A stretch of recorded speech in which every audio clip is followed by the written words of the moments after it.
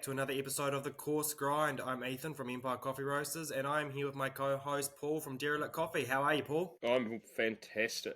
I'm not even lying. He's not even lying. He can't be lying. He got his coffee equipment fixed. Too soon.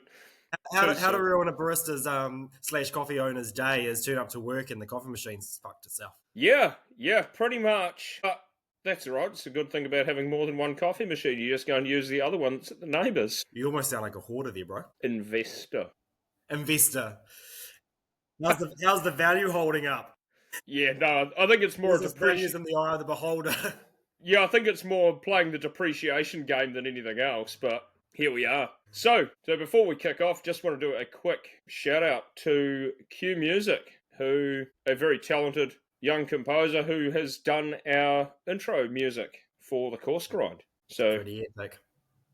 If you like those vibes, check them out. Q Music on BandLab. And we are all about the vibes here. Absolutely. The good, the bad, and the shady. So yeah, what are we talking about today, Paul? Home coffee. Home coffee. Home coffee.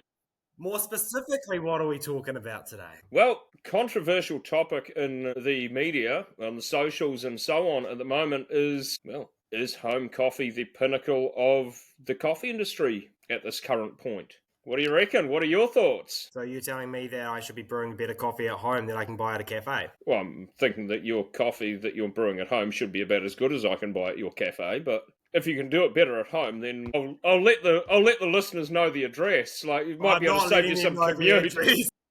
They might be able to save the commute, like climate change, all those kinds of things. We might be able to do something here.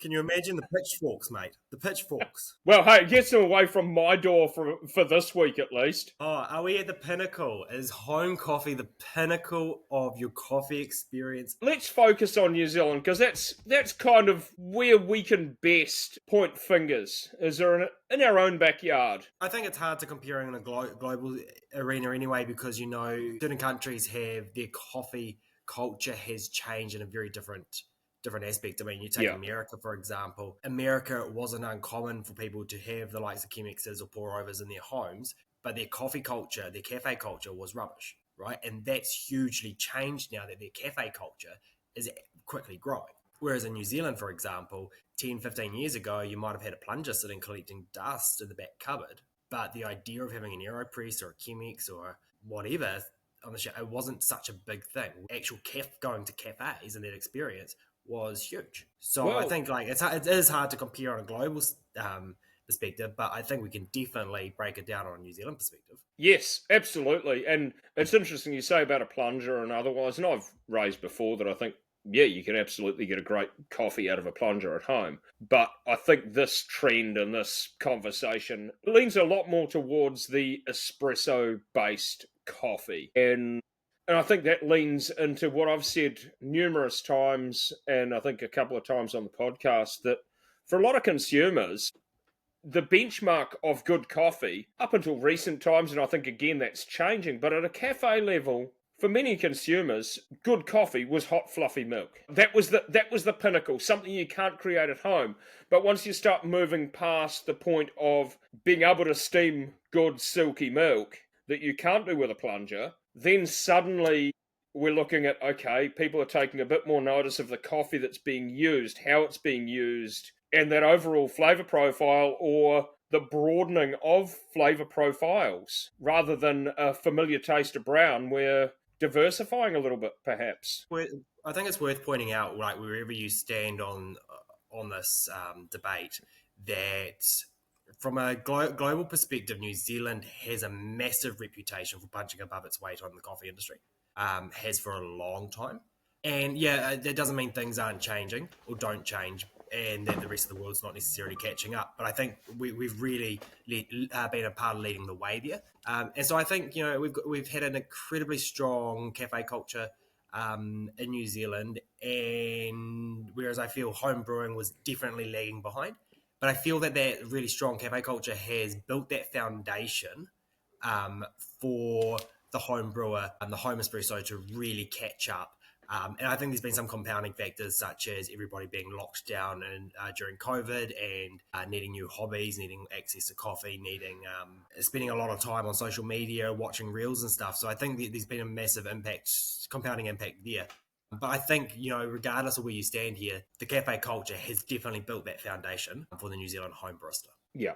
I would sort of back things up or throw things a bit of a curve ball at the moment and say, I know in terms of like coffee tech and the rise of coffee tech, is this a chicken and egg kind of situation? Has the industry decided, and when I say the industry, I mean the big name manufacturers like La Marzocco, for instance, or even Breville, in terms of talking home, both are competing in that market at different levels, obviously. But have these guys started to innovate more for the home user to try and gain a new market, to create a new market with the intention of gaining more market?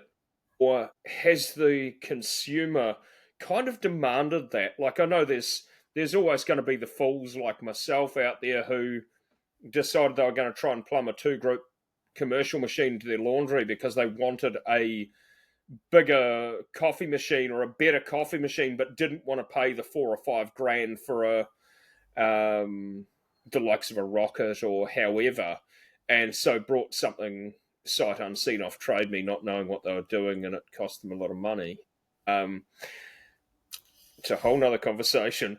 But which direction do we think that's come from? And again, I think we probably need to separate it out from La Marzocco and Breville in terms of they are two completely different price points and catering to two completely different consumers. You could argue that La Marzocco have sort of taken what they had learned with the commercial machine and made it a bit more accessible and tried to tackle the home market that Rocket and a few of the other guys were already doing, like VBM and so forth. Whereas Breville, for instance, have tried to take the barista experience and automate it a little bit, like inbuilt grinders, making it easier for people to have a tidy and integrated workspace, and right through to the Oracle, which came out probably 12 or so years ago. I remember that coming out when I worked for one of the big box retailers, and that was quite revolutionary, that you had the ability to use it like a espresso machine, like a barista would.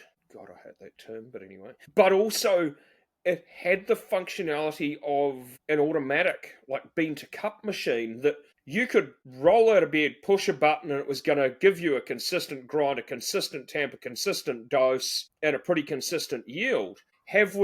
That's just one aspect of the industry that's changed, and I guess it's very hard to decide who has led what, but there's so much more happening since that point. Like that, I think that was the beginning of it, and now it's gone next level, and we'll get into that soon. I mean, you've got to look at the play a comparative to vehicles here. I mean, La Marzocco is a luxury item. They are a high price point. They are not something that's going to be on everybody's bench. And they know that. And they've marketed to that. They've marketed a consistent story the whole way that they are beautifully crafted pieces of equipment. The quality is there. Their backing is basically you buy it and it will last you your life, sort of thing. I mean, how I say they're backing, that's sort of the feeling that you get from the product, right? You buy Breville, it doesn't feel like it's going to last you your life. But Breville speaks to most consumers who just want, I'm going to say, a good enough cafe experience at home, all right? Because 95% of people don't want that don't care about having a perfect cup of coffee. They want one that makes them feel okay about having that coffee at home as opposed to going out. And a lot of props to Breville, because Breville have really upped their game, in my opinion, in the last 10, 15 years, from where their product was to where it is now. Now, Absolutely. It's still not a coffee machine that I expect to last more than 4 to 5 years. Most things aren't made to last that long anymore. I still remember my first coffee machine was that $120 Breville sitting on my bench, and the only other option was a $300 Breville. Right? Yeah.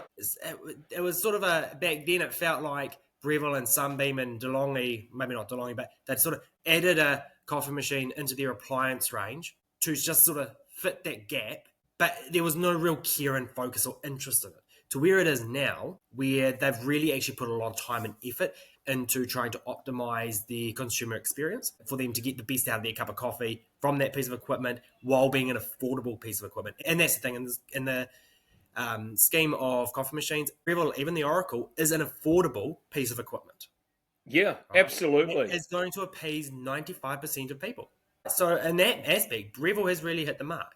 Mazzocco appeases that other 5% of people that are willing to spend more money, appreciate the level of craftsmanship more.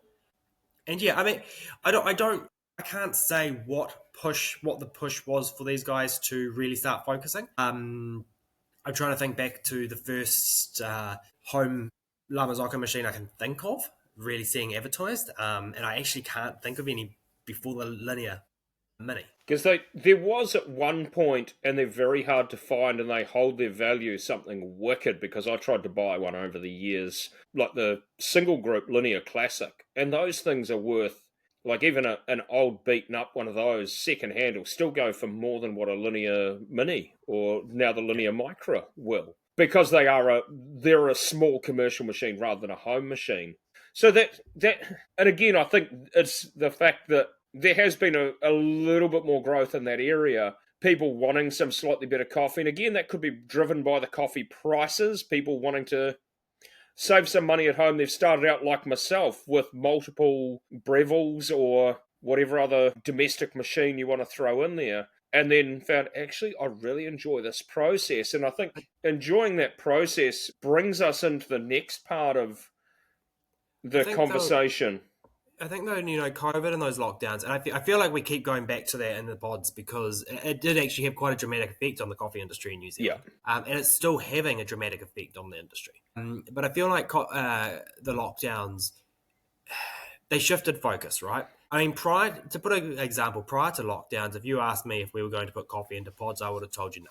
Not a chance. Like, absolutely not. I was 100% against it. And that's not to say that I flopped, changing my mind and just trying to make money. But it was recognizing that coming through lockdowns, it was recognizing, the volume of people that were starting to look at home coffee experiences. Yep, there was going to be a small percentage of them that were going to start buying La Mazzoccos. There was going to be a bigger percentage of them that were going to start buying Breville's. And I already catered to those, right? Because we sell beans. But there was also going to be the largest contingent of people making a purchase, in my opinion, were going to be for pod machines. And the reason being was because they needed good coffee at home, and arguably pod machines have progressed just as much as a Breville has. All right? They needed good coffee at home. They didn't want the fuff around. They didn't want to spend the time on social media or learning about it because they actually found other hobbies during COVID that they preferred. So they wanted good coffee from home. So they wanted something that was more than a jar of instant. And now they need good coffee to go into that pod machine. And so that is why we made the change, because I saw that we were going to have a larger contingent of people in New Zealand drinking pod coffee at home than as was of current, meaning they would need that specialty level product. And so I think it's the same, you could probably argue it's the same sort of thing with La Mazzocco and with Breville, as they saw what was happening in the market. And it may not have been a case that they brought out a whole new product to sort of sell into that market. It may have been a case that they changed the way they marketed their product. I think that is huge, because up until then, I really would have noted La Mazzocco to be marketing as a home coffee, providing a home product. They are the state of the art for the cafe experience. But then after that, the conversation really turned, and it was a lot more focus and emphasis was put on the Linear Mini and the Linear Micro and home grinders, and focusing on that home brewing experience. Moving away from that, in terms of the way that the home coffee experience is evolving, again, I've seen a lot of comments, and I've made comments about not rushing the cafe experience. Like, your coffee, your benchmark is as good as the worst coffee you're prepared to serve, no matter how busy you are. And it's really interesting. When I first started, I were introduced to weighing dose and yield and timing. And it's really funny. I remember a good friend of mine who had worked in the industry longer than me, when I was telling him about doing it this way just before he opened his cafe, kind of lost his mind at the fact that you would weigh these things. That again, it was the second wave way of looking at it, that you can only pull a good shot by watching it, by watching the mouse tails and things like that. Whereas now, scales in specialty coffee and in any I think any cafe worth any more than about $4 for a flat white is using a scale or a dosing grinder or volumetrics. Like all of these things have become so much more commonplace now for the consistent coffee experience. And again, I see a lot in comments on posts like this, and again, around better coffee at home, and people are still arguing that you don't have the time to do these things and these extra levels of care at cafe level. And my argument to that is choose your target audience. You're either providing a premium product that is specialty coffee and your quality needs to stay the same as the quality of your beans and otherwise, and people are paying for that experience, or you're working on the quick, the convenience, the commodity side of it. And don't get me wrong here. I'm not saying that every coffee is going to take you 5 minutes to make, but it is that line in the sand where, I'm sorry, that shot I am not prepared to accept because you've had a massive temperature change or so on and so forth. Like See, the technology is there, but there's I would a line to it at cafe level. I would Don't get me argue wrong. you should disagree here. Excellent. It's what you're hoping for. Look, I hear what you're saying. However, having previously worked in places where we did 40, 50 kilos of coffee a week through the coffee machine, Yeah. while still trying to keep a high standard. A lot of the reason for that was because the reputation we'd built as a coffee site and because of the location of the space. So I think it's limiting to say if you are a cafe or whatnot, you can either be one or the other. I think you need to actually, if you're in the specialty game, you have to realize that you are still there to provide a high level of quality, a high quality of product. But if you've got the mass coming through the doors, then what do? Do you turn them away? No, you still provide for them. Right. So, and this is where when you walk into a cafe where it's quiet versus the next day when you walk in and it's busy, 9 times out of 10, something's slipping behind that coffee machine, right? Because they've gone from the quiet periods to the busy periods. So quality will dip slightly. You cannot en masse coffee, high volume, you cannot do a high volume amount of coffee while keeping the standards at the level that you can do at home. And I think No, this is the critical thing that I have on this is that we're so comparative.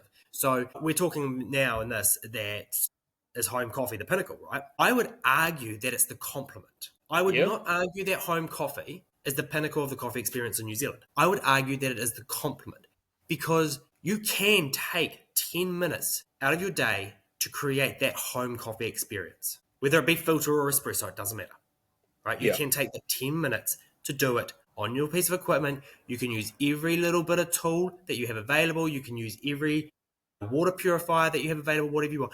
In a cafe setting, you cannot do that. It's comparing a home barista versus a cafe setting barista. You cannot do because they are two completely different things. And so they complement each other because we learn from both and we feed both. But it's very difficult to compare because they're different settings, they're different trainings. I mean, I would not put a home barista behind my coffee machine. No. Because a home barista does not know how to handle the speed and the volume. They might make 1 or 2 cups of coffee a day. And that's a really fair point. But one thing I was going to say to your like 40, 50 kilo a week, this is kind of one of those cases where, again, I call out some of the bigger food-focused cafes where the food is the focus, not the coffee, but you're putting through the volume. And again, it comes back to the tech that is now around that. And again, like the leading edge of it now, your grinder and so on are adjusting simultaneously to your machine. And don't get me wrong, I don't expect the average cafe to be doing that. But when you're putting through 40, 50 kilo a week, that's high volume. That's where you're putting through that high volume, and there needs to be some investment with keeping up with a standard. You don't have to have $100,000 setup, but the technology has moved on enough now that, again, even the likes of the Mythos grinders and so on like that, we've got as I say, a grinder that is giving you a consistent dose, machine with volumetrics that's giving you an accurate yield and time. We all know there is a decent window in any extraction, and generally speaking, you just make incremental adjustments and carry on. a lot of the point that's being made in the media, and I guess I need to clarify my point so it doesn't come across quite so harsh, is it's the likes of, as we've said, your manual dosing grinders, that major variants, your pulling shots by eye, things that, again, when I say there's no excuse for terrible coffee or those types of things, there should be no excuse why a 12-ounce flat white tastes like it's burned, or you have customers saying that it tastes like the coffee was burned. I'm going to throw a curveball here in arguments. For all intents and purposes, I brew by eye. All right? So I have a machine with volumetrics and I run it on full manual control. Wife would probably call me a control freak, is what it is. But my argument here is, all right, if that is the case, why do you not own a Wally? Well, I would love one.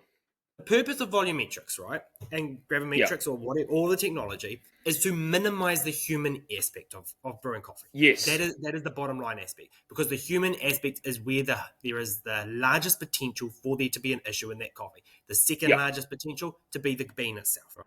And actually, above both of those things is the one thing we never talk about, and I'm going to get to that in a minute, because that has a huge impact on this and has more control in the home brewing aspect, in my opinion, than it does in the commercial aspect. But if the whole purpose of it is to remove human error, right, back in the original days of steaming milk, we put a thermometer into it. And then we moved into third wave coffee, and you did not steam with a thermometer. You steamed by feel. Yeah. Feel and vision. So based on that argument, right, we should still be steaming by thermometer. That is fair. However, or a Wally, if you've got the money for a Wally. Or there's another one. I would love a Wally. Or Wendigo or Wendigo or something. There's somebody locally selling one second hand. Yeah. And the only place I've ever seen these actually in use, all right, the only place in person I've seen these in use is McDonald's in Hastings. Okay, I've never seen them in use. I'm aware of people that are using them, and I think big ups to them for, again, and these are people that I have a lot of respect for in every aspect of their business. I am not arguing against them. If you've got the money and that's where you want to put your investment, by all means. It's not necessarily where I would put my investment, but if that's where you want to, by all means. My point of my argument is that we've moved away from manual brewing to volumetrics, and yet we still steam by hand. So we're still allowing the human aspect of the process in the milk part, but not in the extraction of the espresso part. And that's a fair comment. You could argue that the extraction of the espresso is more important than the milk. You could see that look on my face, couldn't you? I just know you well enough to know that's where you're going to go. Guess what? 90% of the population disagree with you as they pour milk and 3 sugars into their coffee. They disagree with you that coffee should be black. Well, so your milk, as a coffee person, yes, maybe the espresso is more important than the milk. But as a consumer, it doesn't work that way. The milk, however, is, yes, and we've touched on this before, the milk is the majority component of it. Wow. The milk is the majority component. It is about 95% of a 12-ounce flat white. It's the majority. It's the majority component of your white-based coffee. It is not the majority component, obviously. No, and that's why which only about 15% of the population drink at cafe level, through my experience. Yes. But I would also argue that if you leave a coffee that's the milk's slightly too hot to your taste for 5 minutes, it's going to be the right temperature. If you've under or over extracted that espresso shot, it doesn't matter how long you leave it, it's still going to taste terrible. I would disagree. Because I'm not disagreeing about the espresso shot, but if that milk has been overdone, I will still taste it. Yes. All right? Absolutely, yes. I would also argue that as a business owner, you're better to throw away a shot of espresso than you are a jug of milk. Damn straight. And that's why I've said in the past, and when I was talking with some students recently, I said to them, you're better to throw away your espresso shot if you know it's wrong than steam the milk and put it in the cup and give it to the customer. But even if you burn a jug of milk because you weren't paying attention, right? It's more, that jug of milk is more expensive cost wise than that espresso. Yeah. But again, again, my point being, We spend all of this time and effort and energy and technology on focusing on dialing in that espresso to remove as much human aspect of it as possible, even at the home brewing level. But when it comes to the milk, there I'm gonna again throw it out there that so many people will say this. You walk into a cafe and you hear the milk jug absolutely screaming for dear life. or you see the steam wand unclean and Don't. covered in filth. I don't have an appointment with my therapist for another week yet. Don't bring that Just putting a up. little bit of salt in the wounds, bro. But what I'm saying is, or what I'm trying to get at is the fact that your milk, I feel that you've got a little bit wider. I'm trying to think how to word this. You can hear if your milk is going horribly wrong. You can't hear a bad espresso shot.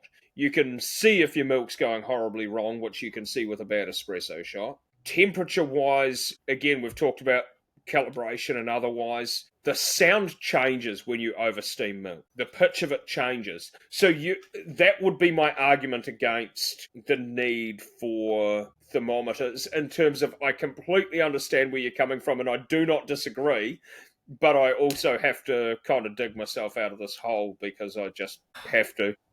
I feel like that was a bit of a weak argument there, but I'll give you half a point for that one. That's 50%'s a pass. I would like to touch on something that I think is really critical. That as an industry, it's not that we ignore it, but I think we overlook it quite a lot, and that's water. Yes, and this impacts on the cafe side, and it impacts on the home barista side.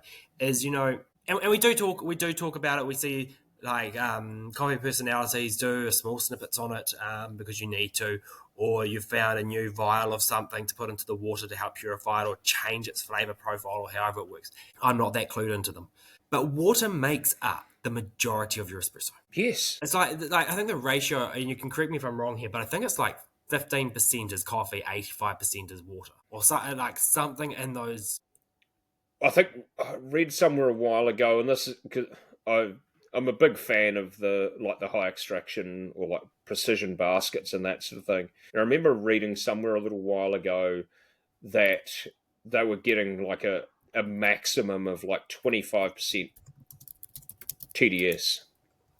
I'm having a means chat with then you're 75% at your 75% minimum water realistically. Again, with water, that is a really important thing when we're talking about these higher end and the longevity of home espresso machines, regardless, because hard water, like I'm based in Wanganui, and our water, you can damn near chew it. It's got so much lime in it.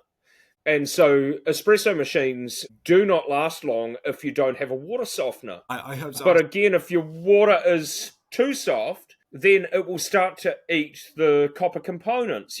And so hard water will extract more from your coffee, soft water will extract less. And for some coffees, some brew methods, a harder water will actually give you a nicer coffee. Other ones, it'll give you a less pleasant coffee. There is actually what's that? I had to ask my friend ChatGPT. I just wanted to know the percentages, so I figured that was going to be the quickest way to try and get some. And I think next podcast, we probably need to invite old Chatty here onto the podcast because he's got a good coarse sense of humour. In terms of numbers, Chatty's come back and said that 92 to 96% of your espresso, double shot of espresso, is water. And in summary of this, has said that basically you're drinking flavoured water. And this comes back to our last pod where I took shots at... Not good for marketing. Not good for marketing. No, but this is where I took shots at all the greenwashing bullshit of organic coffee, and I said that it was about 4.5% of what was in your 12-ounce flat white was actually coffee material. The rest of it's water and milk that's not organic. But that's a whole other story. Go back and listen to episode 4. I think the big thing is that, your water, you just need to make sure that it's actually well purified. Like that's yes. The bottom line on the general terms of making sure your water is well purified. If you've got filtration systems, or have you got clean water? So when I say clean water, I mean typically non-council supply, because non-council supply is chlorinated in most parts of the country. But in terms of clean water, so you're running off a personal private bore, something like that, in which case you've probably got a filtration system on there anyway, or you should do. But it is a huge part of it. and that can upset both the cafe experience and the home experience. But I do feel we've gone a little bit sidetracked here. Yeah. I feel like we've gone a bit off topic. So, do I feel like we're at that the home brewing experience is the pinnacle? I think that I feel like the home brewing of coffee, all right, is not the pinnacle. I think the cafe brewed coffee is still outweighing the home brewed coffee. Do I believe that the cafe experience trumps the home cafe experience? And typical in New Zealand, no, I don't. I actually believe at this point in time where the industry is at, and what I'm saying is that the actual experience of being around the coffee, being around the space, the environment that you're in, the atmosphere, I believe that actually brewing a coffee at home 90% of the time will give you a far better experience than going out to a cafe. I think a lot of that is because we've seen a change in the service. I think a lot of that is we've seen a change in the atmosphere. I think it's also because, and I hate to say this, there are a lot of tired cafes. There are a lot of tired places. And that's not to say that they're not still brewing epic coffee, but COVID took its toll, right? And a lot of them haven't changed hands yet. A lot of them haven't taken a break yet. And a lot of them are bounced back and are doing phenomenal stuff. But I think as a general, the experience, the coffee experience as a whole, is better served at home. But I still believe you can get a better coffee at a cafe. I had an interesting one yesterday where I had a lady come in who basically she said to me, I'm here today because the coffee machine at Z's broken. She said, my experience at Z from a coffee perspective has always trumped that of a cafe. Like, and look, I didn't see her today, so obviously I don't trump Z. That's fine. I'm not here to feed the masses, but people like familiarity, yes. And that of flavour, be that of service, be that a familiar face behind the machine. But I think it's also that level of consistency. Yeah. Right? And whether you like petrol station coffee or not, they have some of the least chances of being inconsistent. Barring the likes of Wild Bean, because Wild Beans are still predominantly barista run, majority of them are all controlled. They're all controlled settings. And this kind of ties back into, haven't really touched on, I know we've discussed it in the past, and we talked about in one of the recent pods about Andrew from Coffee Supreme saying if you're not doing something different to bring people in, you'll be obsolete in 5 to 7 years. I've been making this comment for a while now. My time frame wasn't quite as brutal as Andrew's, but it's based on the fact that these much larger companies, and again, it comes back to this technology thing, and again, the home enthusiast who's a small percentage who's doing the better coffee, but these big companies, again, Z, McCafe, etc., can be buying these high-end machines that do things very well, very consistently, and because they're buying 100 of them at a time, they're getting them at a much better rate than you or I could ever get them for our cafe. And so that's where we are having to work so much harder with our consistency and so on, to be able to match it, as your customers said. Like, no one wants to be outgamed by the petrol station at the hospitality game, but that's unfortunately a reality that we're looking down. And it's what you were saying about, is coffee at home better than coffee in the cafe? And I agree with you with what you say on a basis of averages. If you took all the coffee made at home by people with an espresso machine and all the people making coffee in a cafe, yes, cafe quality is going to be better. But if you were to take the top 10%, top 5%, I'll give a little bit of credit here and not be quite as harsh as I normally am. I would say that home coffee is probably going to trump a lot of cafes, because you have got some people who are just fanatical about it. And as you say, they have got more time to be able to do it. I think that's the thing to say, is that at home brewing, you've got control. Yes. That's what you don't, and that's a big difference, is in a cafe environment, you actually don't have that same level of control, regardless of the number of pieces of equipment you've got, right? Because you've got so much different, so many fluctuations, so many variables happening in a cafe environment. You suddenly have 100 people walk through the door, all right? Not only are you suddenly under the pump, I can tell you right now that in a couple of minutes' time, you're going to be fucking around with your grinder. Because of the change of temperature, the change of atmosphere. The temperature drops outside, you're going to hit quite dramatically, you're going to have the same thing. All right. Whereas in a home environment, you've actually got a lot more control of those things.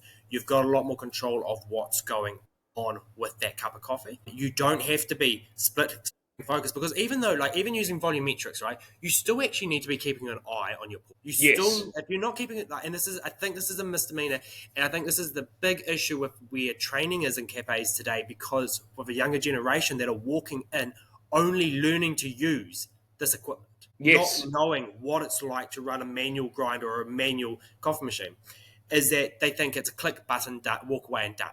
And it's not. Yes. You actually still have to pay attention. You still need to know what's happening with those grinds going into the basket. All right. And if you've got clumping issues, if you're not paying attention, you won't know if you've got clumping issues. And If that's you're the not thing. watching your shots, you won't know if there's channeling happening, or if something's running amiss, or if you need to change your grind. Yes. But we haven't talked around this. And that's, again, we've talked about coffee prices and so on. This is something that happens as we, as cafe owners, go in search of a cheaper coffee. At what cost as well? Are you missing out on that expert training from your barista trainer? There's those kinds of things that come with it, because not all of your baristas, be it one, be it five, are going to have the same level of passion or the same level of experience. And experience accounts for a lot. Whereas if you've got, again, a home coffee enthusiast, again, as you say, with channeling and clumping, there's tools at your disposal that, again, the likes of the spinny, the OCD, things like that came about. And then the Weir's distribution tool, the auto comb, so many of these. Something for everyone. Yeah, absolutely. And again, as I mentioned a couple of pods back about my epic fail, before these things were a thing, and again, spritz technique. These are all tools that we have at our disposal. Shall we choose to use them, or shall we need to use them? And again, in a cafe experience, you're not going to use your distribution tool or distribution tools, your spritz technique, and everything else on every coffee. Even me being, I know I really have, and I think especially in this pod, come across as a real coffee wanker in terms of that standard of no, this is where I draw the line. I don't care. I'm not accepting less.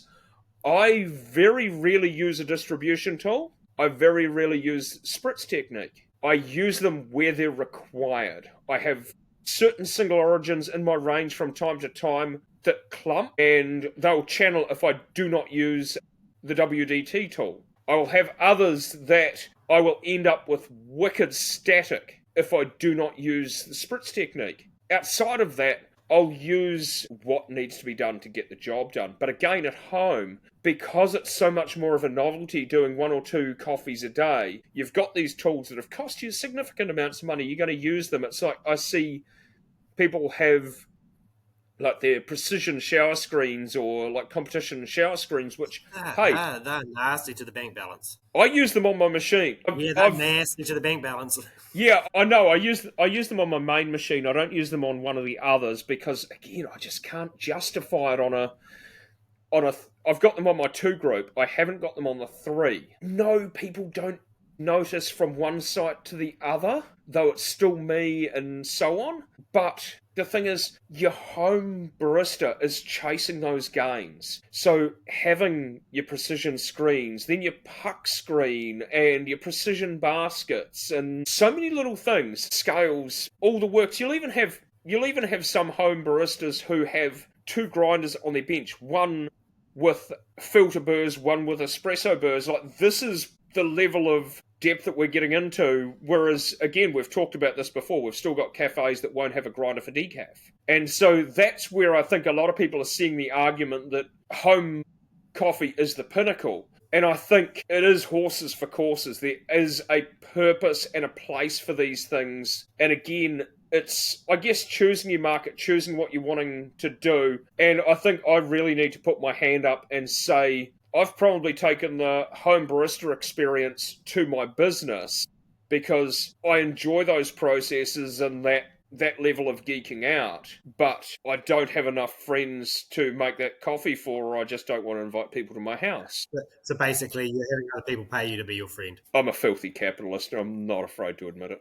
let's jump back into it. So throwing it out there from a slightly different perspective and just jumping back to the whole time thing and how we've talked about it a bit, that it's that pointed difference, making the hospitality experience an experience. And one of the things that came to my mind recently was, again, like if you go to a pub, for instance, and we use this as an example, if you go to a pub, when they're busy, if you go to order a cocktail or a mixed drink, they don't turn around and say, I'm sorry, but we're only going to serve you an RTD. If it takes a little bit longer, it takes a little bit longer, especially if it's the experience you're selling. At a cafe level, it's the experience that we're selling. It's not convenience. If it was convenience, people are going to the servo now. I think the problem there, though, is that people still expect the convenience. So they still expect to walk in and have their takeaway coffee in their hand in like 3 minutes, regardless of whether it's busy or not. I think people still have this idea that it's convenience.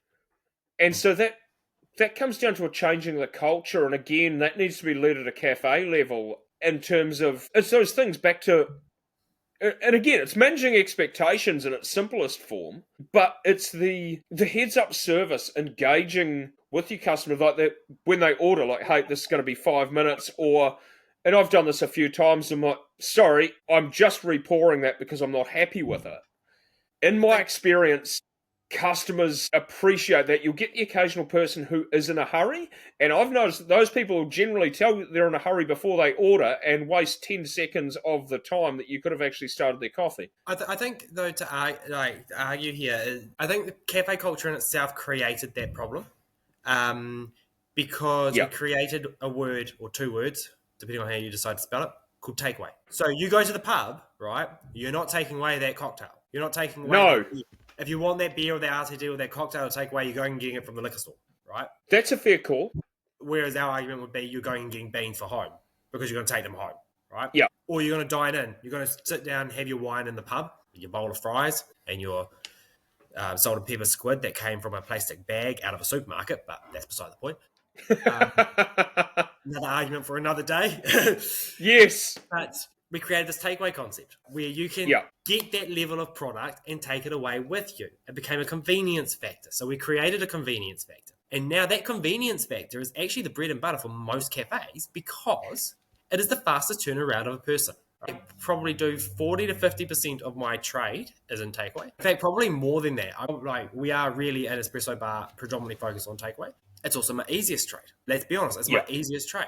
It's my fastest trade. There is no time serving tables. There is no time clearing tables or doing dishes in relation to it, which means it is more profitable for the business. And that is the same for any cafe. It is more profitable to turn people around with that convenience. The problem is that convenience decreases the quality of the experience. It decreases the quality of the product as well. So therefore, I would say two things. So as an industry, we've created a completely separate market. We've divided ourselves into two. And this, again, you can come back to our burger analogy from a previous pod or potentially previous conversation.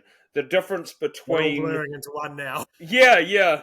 But the difference between McDonald's and Burger Fuel, for instance, ultimately the same raw ingredients prepared in a different way, providing a completely different service. One is fast food, one is faster food. I was about to say, they all fall under the fast food category. Yes, but you know where I'm going with that. Okay, we could go from McDonald's to having a burger at the pub. You pay a higher price, you get a slower service, but you typically, not all the time, but typically get a better quality. Yes. Right. And so there is this, and I'm just throwing it out there, is this where the coffee industry is going to go? Because as I mentioned a while ago, the industry itself is saturated, and are we going to see a shift in the future where, as to quote Andrew again, staying relevant, are we going to see that cafes start moving away, be it because they want to or be it because they have no choice, as they try to provide that point of difference where they're providing more of an experience rather than the takeaway and the fast turnaround? Are we going to see a split where the likes of carts and service stations are doing takeaway? That's their primary focus. If you want the full coffee experience, are we going to see a rise of cafes that are really focusing on that? Are we going to see them branching out into a more curated coffee experience where you have single origins, you have some options, you see pour over make more of a comeback, that adding value and doing something that's a point of difference. I think we have to as an industry. I think a couple of points here though is that I think there are still a lot of places that have said, okay, how can we do this? Let's throw in, say, a single origin. Let's do a pour over without the quality of training to actually really pull it off. Yes. And I would like to point out that there is a service station that I can go and ask for my long black or my flat white to be made with a Colombian single origin at a service station. And right? So that is the benchmark of what you're competing with. Yes. I would also like to point out that, and now I've never been to Italy, so please correct me if I am wrong, but this is the feedback I've gotten from just about everyone that I've known that has gone and had coffee in an Italian cafe, is that there are two prices. There is a price to have your coffee, stand at the bar, drink your coffee, and get the fuck out. And there is a price for sitting down and enjoying your cup of coffee. And the price for sitting down and enjoying your cup of coffee costs more. In New Zealand, typically, barring places that only do takeaways, majority of places, I would say, charge you for takeaway coffee.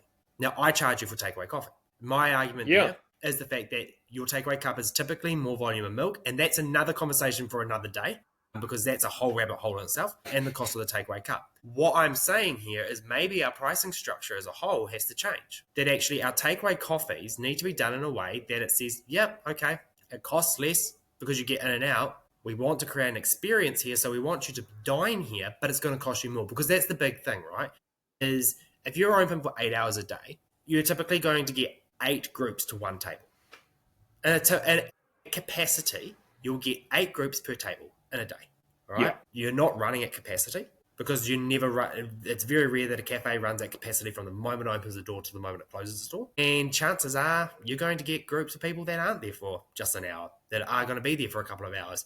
We used to, when we had the full seating area here, we were only open 6 hours a day. And one of the key reasons, and I will not discuss the demographic of these clients because they're quite a specific demographic, but one of the key reasons why we had to make the move to being an espresso bar was because this demographic of people would sit down on one cup of coffee for 3 hours. And it was fantastic that we were able to provide them the space to do so.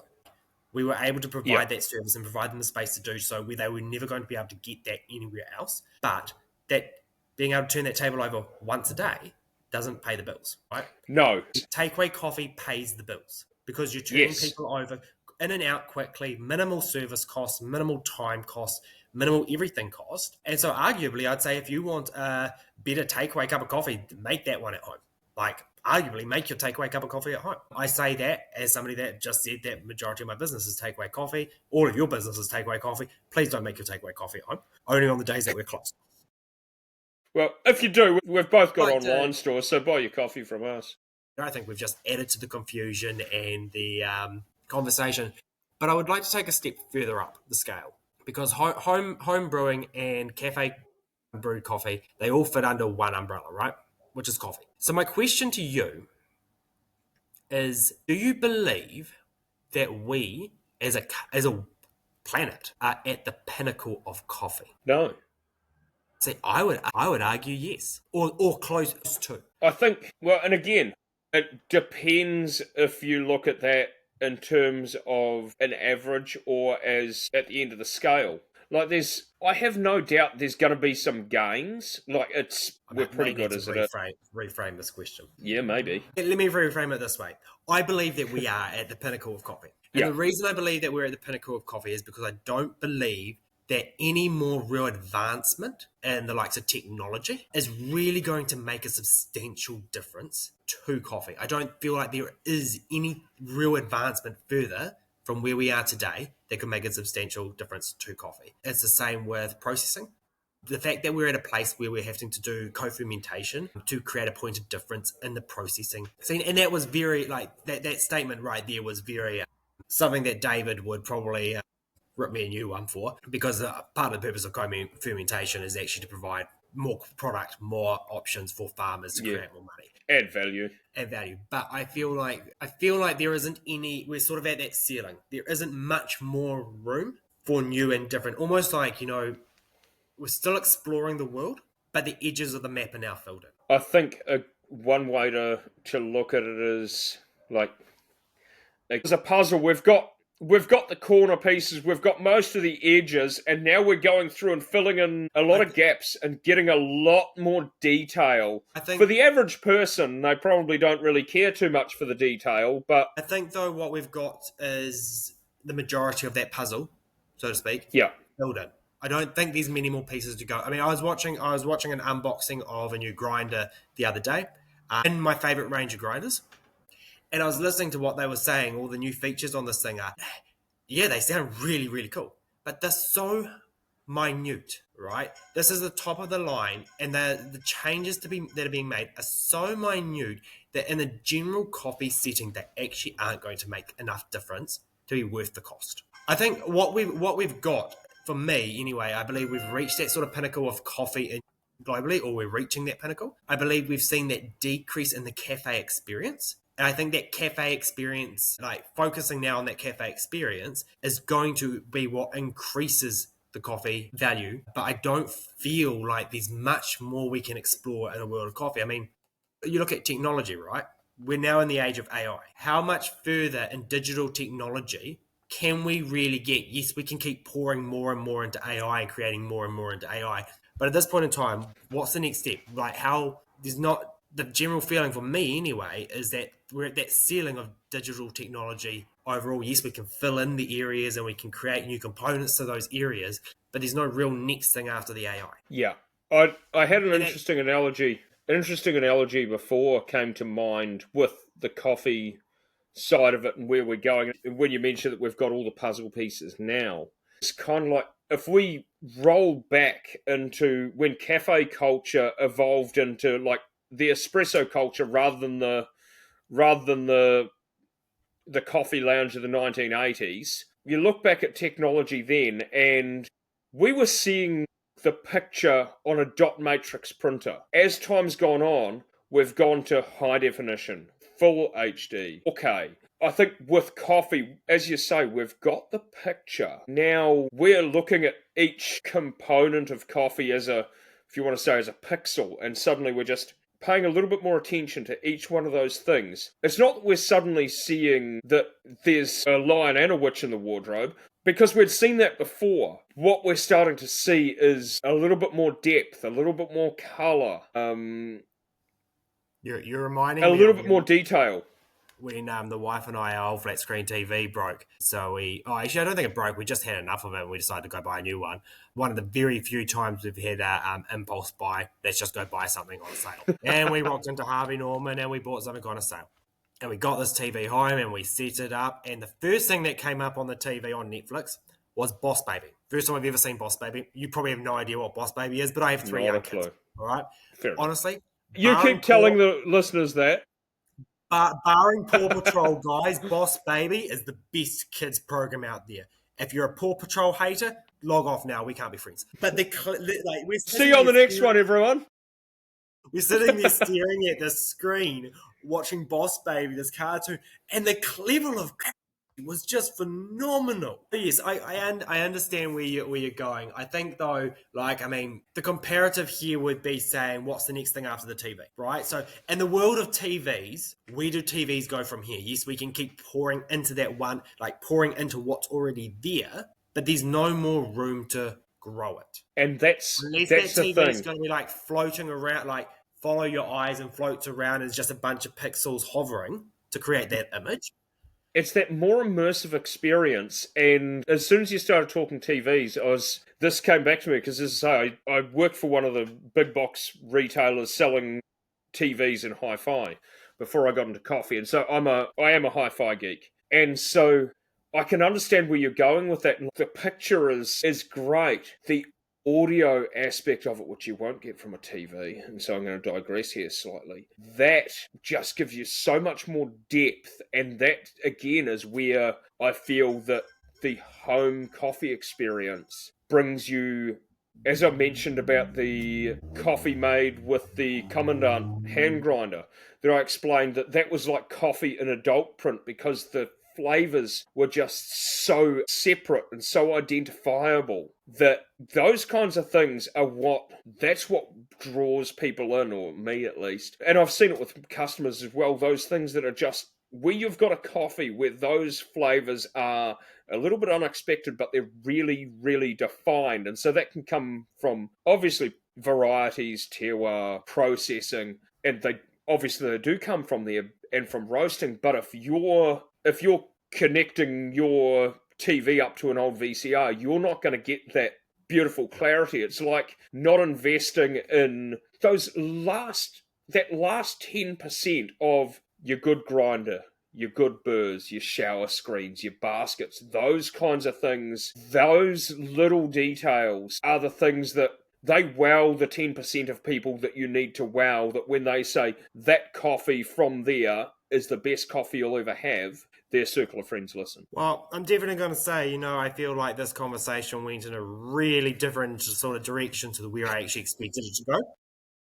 I'm curious whether most of our other ones have actually sort of gone in a generalized direction of where I was expecting, and I feel like out the gate, this went in a completely off wacky way, and yeah, I don't think we solved the great question. I don't think we added anything other than more confusion to it. But here we are. I feel like we got a good. From all the conversations I'd read around these things, which led me to put this topic forward, the comment section, I reckon, were almost about 50-50. They were really divided on it. And I think that's a place to start, because at the end of the day, those people are the coffee people. They are the coffee consumers, be it as a home barista or be it a consumer buying from the cafe. And so they are the important voices to listen to. This is the inner, you can call this the inner political coffee conversations, because just like a lot of things that come through with politics, right, is it doesn't matter whether you necessarily agree with it or disagree with it. It's actually important to have the conversation. Right? It's important that the conversation is verbalized, and it creates interest, it creates traction, because now we can go away from this and it creates a spark, right? And sometimes you need to have that. You need to have those debates and those conversations in a safe environment where everybody respects each other's feelings. Paul, I don't like you right now. I'm sorry. Yeah, I was going to say, I'm not sure that I signed that part of the disclaimer, actually. Oh, okay. Don't sue me for hate speech, please. Anyways, but it's important to be able to have those conversations. And I think for the industry to grow and for the industry to change and adapt, we need to. I think we've had a lot of time with head in the sand as an industry as a whole, where we've ignored the changing environment and we've become stagnated. We've used that word before. We've become stagnated as an industry. And I think we actually now need to wake up. And I think we need to say, okay, it is time to change. We need to up our game. And it's not just that we need to up our game to stay in business. We need to up our game because our customers, our guests deserve better. Absolutely. Adding value. They deserve better. For them to choose you and to spend money with you, they deserve better. All right? Good is not good enough. Yeah, and I think that's been our tone good is right the way through. Great. And I think I can probably walk downtown with a flag saying good is the death of great right now. It's my current motto. Good is the death of great. Our customers, our guests deserve better. They deserve more experience. They deserve more knowledge. And so we've got to actually wake up and we've got to actually make those changes. And if we don't, you're right. The industry will become irrelevant. The rise, the rebellion, whatever you want to call it, of the home barista will only grow. And that's where we'll be looking at a coffee culture, similar to the likes of Japan, where 70 to 80% of coffee is drunk in home, not in the cafe. Yeah, and I think, again, as you say, like with the rise of the home barista and so on, that adding value, that comes down to, again, as you say, we make all of these coffee, we make so many more coffees, even if we're not able to achieve, again, that 98% on every given coffee, we owe our customers 85% plus on every coffee. But having those, being able to your aspiring home barista, not you guys who have got a $10,000 plus home setup that manufacturing their own water, but to your home barista who wants to make a cafe quality coffee or better at home. As a barista, I feel owe it to them to answer questions, share some knowledge, share their passion. We've put in the time, and again, it's really neat to be able to share those conversations because we can all learn from each other. And that's always been one of my criticisms of not just the coffee industry, a lot of industries. There's closed books and people are worried about, I can't give away any secrets or it'll make me irrelevant. I feel now we're at a point where if we don't actually engage in conversation because we're trying to keep secrets, we're going to remain irrelevant. And the thing is, let it be said now, home roasting is more accessible than ever. I'd like to give a closing remark here. To if you're a cafe barista, don't consider that home barista that walks in and starts talking about coffee as some know-it-all stop. All right, like respect the home barista because they have in their process they have time to dedicate, to focus, to learn, to play, to go through every single one of the steps. And I'd say the same thing to the home barista. Yeah, great, you can make coffee at home, whether it's because you've got a certification at the Polytech or whether because you've actually taken time to learn. Doesn't matter. Don't sit there thinking that you actually know more because of that than the cafe barista, because you don't actually understand what it is to create that level of quality under that level of pressure. It is two completely different things. And I think so both components actually need to respect each other. What I will say though is if you feel that your local cafe can up it, can add more value, can do more, challenge them. Right? In a constructive way, but challenge them to say, hey, this blend that you're getting from such and such, what's in it? What's the origins? Can you tell me anything about that? Are you able to get in a single origin from your supplier that we could try out, or that we could chuck on a dripper, or we could even just chuck into a plunger to try something different? And that's understanding. Start challenging. If you feel like your local can do more and can create more value and should do more and create more value, challenge them constructively, but challenge them. And if they're not willing to, all right, then maybe it's time to consider looking elsewhere, looking at other places, looking at other options and exploring more, because you are limited in your ability to expand in knowledge and skill set by what you put around you. So if you're not in a space, an environment where you can learn more from your local cafe, from your local coffee shop or specialty coffee roastery, find one where you can. So I would say with that, again, the challenging your local cafe, don't discount it on the fact that it seems antagonistic or otherwise. It may be the conversation that the local barista or cafe owner needs to hear, because going out on a limb and branching out to try and do these things is a risk for them. And so without knowing there's a market, for some people, trying to actively sell or question customers about new things, especially when it gets busy, can be a challenge. So knowing that they've got someone there who's already going to be potentially championing this new offering amongst their circle really helps. And don't look at your local cafe and be like, oh, they don't offer that. It's not them, or have them say no and be like, oh, well, they're behind the times. You've got to give it to your local cafe. We've all been through a long period of time as an industry. I mean, as people we have, but they've all had a part to play in the industry as a whole. And for a lot of places, being in pour overs is just not an option. It does slow things down a lot. It's just not an option. But there are other things that they can provide, and that's that education. That's that asking what the origins are. Can you start stocking your, like, how you're using Coffee Supreme, or you're using Mojo Coffee, or you're using People's Coffee? Could you start stocking some bags of it here that I could buy from you to take home to use at home, right? Like little easy things like that, and then encourage them to be able to become educated on that. Okay, so now you're stocking it. What can you tell me about it? How can you sell it to me? All right, because I want to take this bag of coffee home, but you sell it to me with the real information that I want, not the jargon, but the real information that I want. So yeah, it's just changing the way we do things and being willing to challenge. And yeah, so anyways, I think that is us for today. Absolutely. Thank you everybody for tuning in once again. We have not been sued yet. I cannot promise you that the papers aren't on their way. Yeah, but they don't generally come by email, do they? They come by snail mail, and New Zealand Post getting quite slow these days. So, and now there we go. The lawsuit.